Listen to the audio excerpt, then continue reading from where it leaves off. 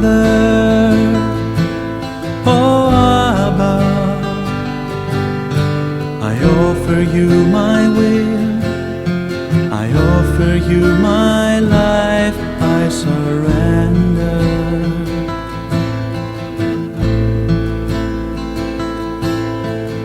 Father, oh Abba,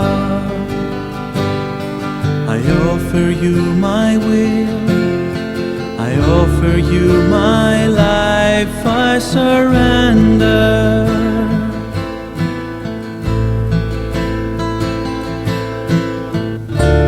Righteous Father, if it is within your will, make me worthy so that you may use me fully.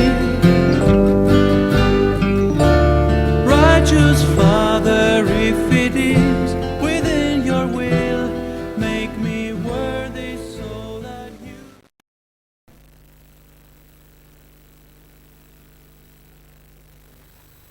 Hello everybody, I am Vassula Ryden. I have been speaking in another program before, so I have given an introduction of myself, but today I'll just give you another small and brief introduction. I am Greek Orthodox, and I say Orthodox because it's going to be a subject about spirituality. So I'm Greek, but married to a Lutheran, and my husband is Swedish, so that's why I'm called Ryden. Now, I had this extraordinary encounter, I would say, or manifestation with God back in 1985. And it's something that I've been asked to share with all of you. And so I will do it because I've done other programs for other people too. And I want to share my experiences and the message that I have been receiving now for 13 years. Because if you see that it's 1985, today we're 1999. They are still continuing, these manifestations, and the gift that God has given to me is called locutions. Locutions means interior voice. It's distinctive, clear that there is this call first, your call, you feel it within you.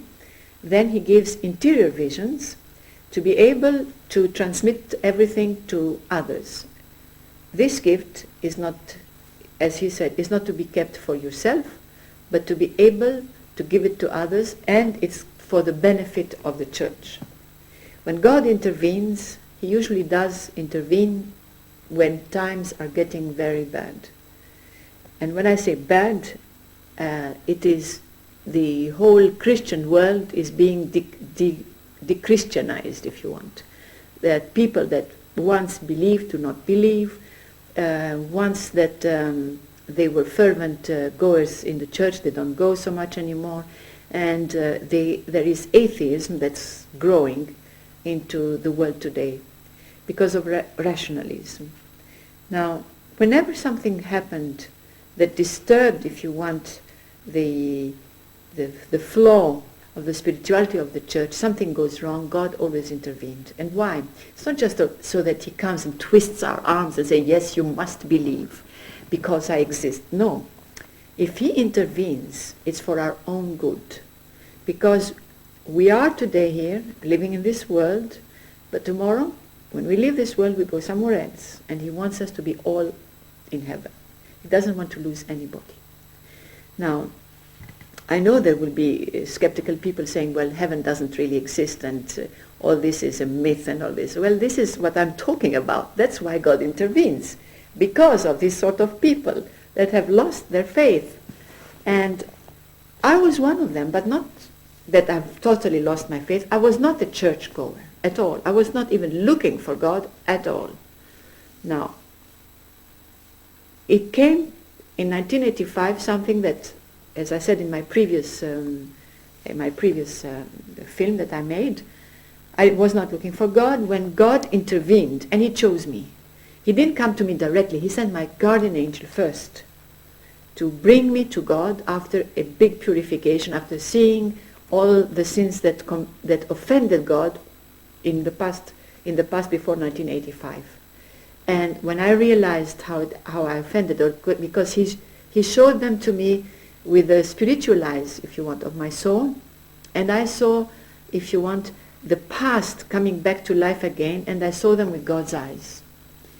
After that purification, because I really regretted all what I had done, God was already preparing me to meet him. And when I did, God the Father appeared in a sense interiorly again, and asked me to pray the Our Father, which I did, but it was not well said. Now, I said in the previous movie that he wanted me to say it with my heart, with intimacy, and like a child who speaks to his father.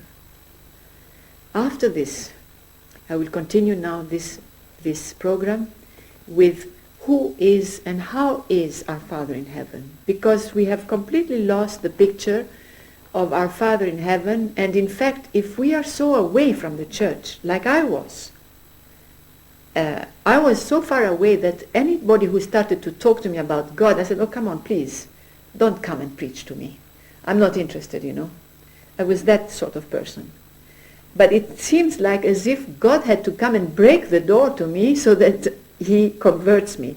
And I think that nobody, not even a priest or anybody who is a very good speaker, could have done this to me, except when God himself came and broke this barrier that between he and I. Now, many will ask, first of all, let me reply to this, because I know there are many in the heads of the people, why did he choose you? Who are you? You know, in other words. Well, this was a question that I asked him many, many times. I used to say, why did you come to choose me? You're speaking to me. I know you. I feel the call. You're taking my hand even, because I felt my hand being taken. And when I heard the words, I used to write them, changed my whole writing. It wasn't my little writing. It was nice and irregular writing. There are many supernatural manifestations. So I used to ask him, why did you come to me? I never went to church. I never prayed. I never thought of you. I can't say that I loved you because I did not know you. So why do you come to me telling me that you're going to give me messages to transmit to the people?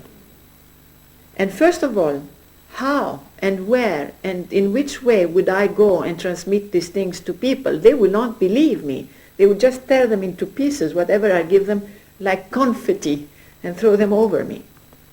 So for me it was a big problem to digest, because I would say, just put yourself in my position. Like suddenly you don't believe in all these things, and then suddenly you hear God, and he's there, his presence is there, he speaks to you, and he tells you, it is I, God, your Father, who speaks to you. But when he speaks, he also gives you the grace to believe that it is happening. So you would have a problem. You would say, why me? Is it possible that you come to me and speak to me in such a simple way? And you will have doubts coming up. It will be waves of doubts which torment you, because these doubts were really tormenting me. And I would always reject and say, no, it can't be. And then his answer would be, I chose you because you are the most wretched person on this earth. Did you not know that wretchedness attracts me? He would say. And so I didn't know what the word wretched meant in exactly God's thinking. It means the most miserable, the most, I would say, miserable creature on earth. It doesn't mean bad in a sense of, having committed crimes and all this, but misery. Misery in the sense of the soul. In the miserable souls, he would go to them and speak to them. Wretched for God, as somebody had explained to me, a priest, does not mean the wretched that we believe. It means a misery that God pities. And so he comes and intervenes.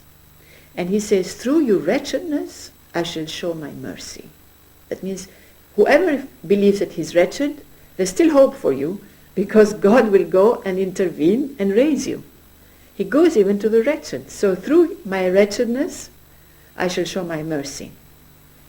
So when God the Father had spoken in this way, I felt him so much, I would say, intimate with me. And that is what he wanted. And that is why today, if so many people do not believe in God or believe in God and say, but yeah, he's somewhere up there, it is because they have intellectualized God. And that is absolutely wrong. And most of the people have really intellectualized God. They read God, yes, on paper, printed, the word God. But they don't make a real picture of God as a father, as a person, a divine person who has ears, eyes, who watch you, and has a heart that can be touched by the things that you do and the words that you say to him, and by your behavior. This is the whole thing. And God had asked in the beginning, the Father, come to me as a child and speak to me from your heart, and I shall listen to you. Don't make complicated prayers that they will never reach me and they are said by your lips only. Just come to me in simplicity of heart and speak to me. And once later on, because the manifestation first was the angel, then came the Father, and after the Father came Jesus, who spoke. Now, Jesus came, I will talk to you in another subject, in another time, about Jesus, because Jesus came to me as an Orthodox, as a Sacred Heart. And we do not have the Sacred Heart as such. We don't have the devotion of the Sacred Heart. We have the Pantocrator, the Almighty Jesus of Nazareth, if you want, Jesus Christ, the Anointed One. But the devotion of the Sacred Heart, we Orthodox, we did not have. And I'm an Orthodox, as I said, and he came to present himself to me as the Sacred Heart. Now, coming back to the Father, Jesus once described the Father, and these words are really the exact words. They are not many, but it describes and reveals a portrait of our Father, or if you want, reveals the heart of our Father in heaven, our Creator. He said, my Father is King, yet he is so motherly. He is Judge, yet so tender and so loving. He is the Alpha and the Omega, that means the beginning and the end. Completely almighty and powerful, yet so meek. So this was the description of our Father in heaven. And my experience with the Father has always been this experience of meekness, tenderness, love. Whenever the Father spoke, I always heard him in this way, very gentle. I heard him also upset in other messages when God the Father speaks, and he was upset about us, of how we are behaving in our times, in our morality, and all this. And he tells us everything. But he comes to us as a father, to reproach us as a father, reprimand us, but not to condemn us. And we can be condemned in the day of judgment. And that depends, as God said in one of the messages here that I received, he said, in the judgment day, everybody will be judged according to the measure of the love you have had here on earth. So that is why the love is very, very important. To act with love, to pray with love, to fast with love, to whatever you do, to do it with love and offer it to God. All these will be counted one day. Now, the Father had asked me in the beginning if I wanted to love him more, and I had said yes, but I cannot do it alone. He said he would help me, and he will teach me how to progress in the love. Now, you would say, why does he come to you and speak to you, Vassula? What about us? I'm just repeating again that this message that God the Father has given to me without any merit, it is not for me only. Otherwise I would be happy in my own little house, enjoying his presence without any problems, having to go out, transmit it, having to face people who look at you and say, ha, do you believe her? She's a false prophet, she's inventing all this. And I have all these things on my head, as yet I have to continue. because God wants me to continue in this mission. He has given me so much, and he says, now you be my echo. Go out to the nations and give what I have given you. And I have been taking dictation for 13 years. The first 3 years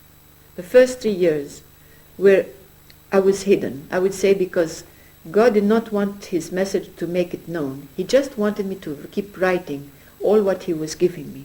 So I used to write everything. Although he was telling me, go out and give it. So the pressure was on me.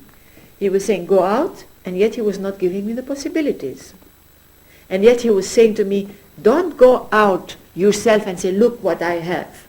I will bring the people all the way to your doorstep, and then when they come to your doorstep and ask you about the message, you give it to them.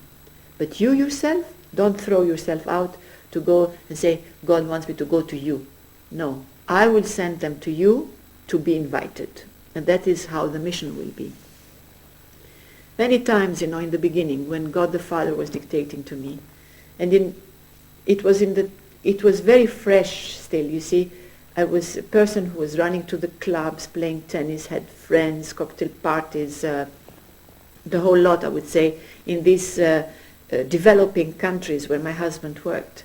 And so it was difficult for me sometimes to find myself morning, lunch, afternoon, in this room writing, because he was dictating to me all these things.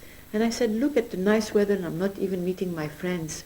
And one day I said, all right, if it is you, because I had also doubts, if it is you giving me all this dictation, these things, nobody will know about them.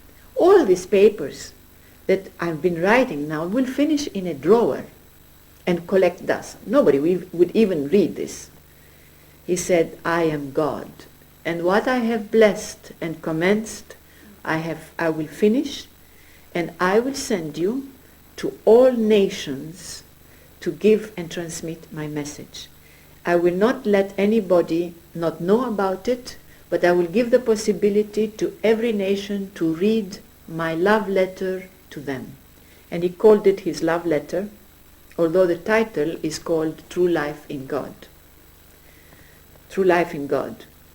But he calls it his love hymn, he calls it his love letter to all humanity.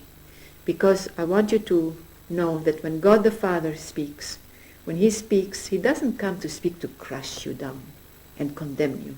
He comes to give you hope, to lift you, tell you, hey, you are my child, but you forgot me, Come back to your senses, because I'm your only father, and one day you'll finish up in my courts, and I want you to come up in my courts. I don't want you to be lost. So he comes back and tries to put some sense in our heads and asks us certain things that many people do not practice anymore. Like, turn to God. Have him as first. Pray. That's the key. The contact to God is prayer. Because when you pray, you speak to God. And it becomes a prayer. And the most powerful prayer that he has given us is called the unceasing prayer. Now you'll say, what is this unceasing prayer? Well, I'll tell you when I'm going to speak about Jesus, what the unceasing prayer is. In the next, probably, program, I will speak about the unceasing prayer and what Jesus, how he taught us, and he teaches us. I say us because it's for you also, the message.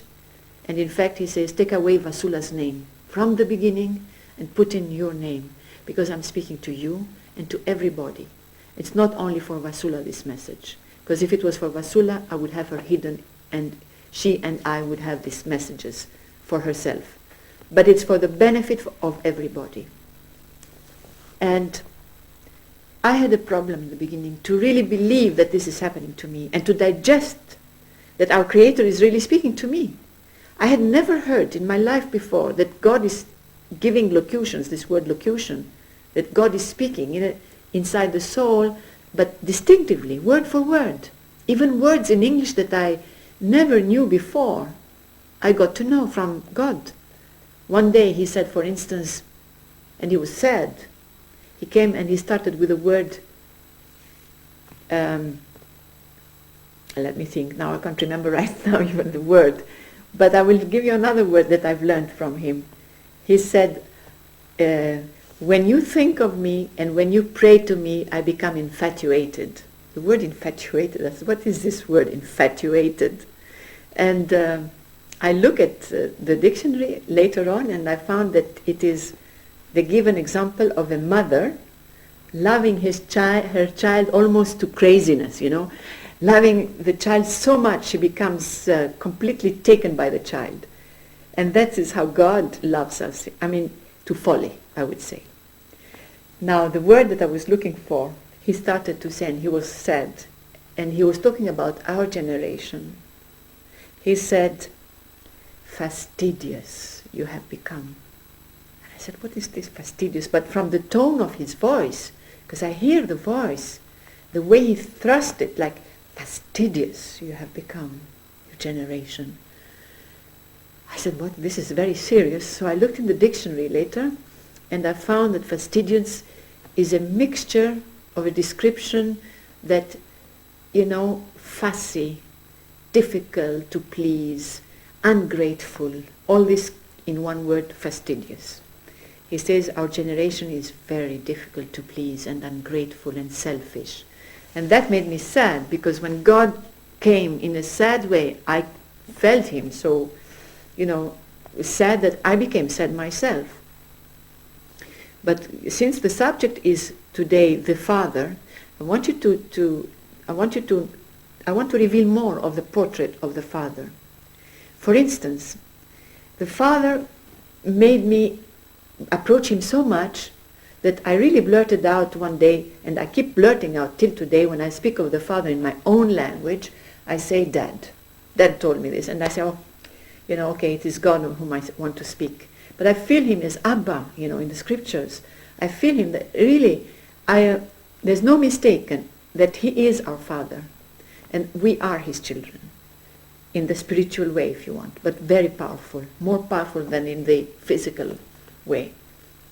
That I started to have a weakness for the Father. That means, in the good sense, that means I inclined to run to him and, tell my problems to the Father. And one day, I'll give you a picture of how he is also.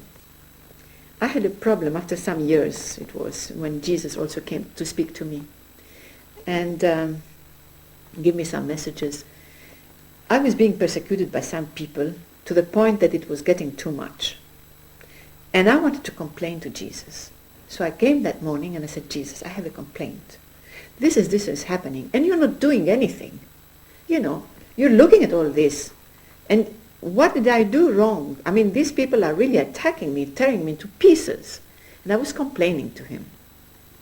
And then I saw a vision. He gave me a vision to see that he was like in heaven listening, but the Father was near him, listening at the same time while I was complaining. And Jesus came out to say something to me, but the moment he was going to reply to me, I saw the Father looking at Jesus and pushed him behind with his arm and made him a gesture like that, no, I will do this for you. Let me do this thing. I'll take over this, And instead of Jesus came the Father, because I saw this vision. And the Father said to me, daughter, everything will be all right by tomorrow. I will intervene. And it was really this that happened. The next morning, it was sorted out completely well, and it was great because it was very, very precise how everything was sorted out. But this gesture of, let me take care, I will speak to my daughter, I felt like he was saying. And it was so powerful that in that message I wrote below, I have a weakness for the Father, but the Father has also a weakness for me, which shows the intimacy with the Father.